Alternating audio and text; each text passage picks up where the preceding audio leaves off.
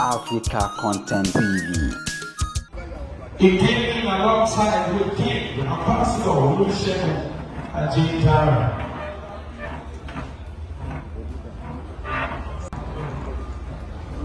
Blockers, do it. It is your time. I see Oganla from the US. Gala of Fuji with Alayo Melon Singer. Yes, sir. Oh, pardon you for the first time. Jibola they didn't get.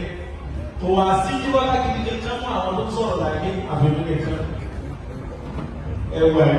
Boy cannot be any rappers. No, no, no. Could you buy? Talona copy. And you don't want me to phone you about copy to your copy. One big anybody. But you get copy and I tó bá ní wọ́n ṣe olùgbà tó nàmọ̀nàmọ̀ sọ́ọ̀sán òòtò bẹ́ẹ̀. Alhaji King of Fuji, a Fuji musician that has the best stage artists.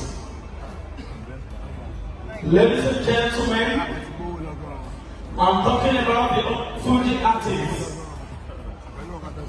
that has been doing it Lapaye 4. Lapaye Scola. I want to remember to Pasole. Now, you not on. The mini Jibola to land sorrow, and the Jibola, to land.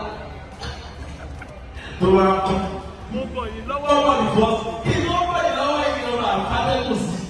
And I.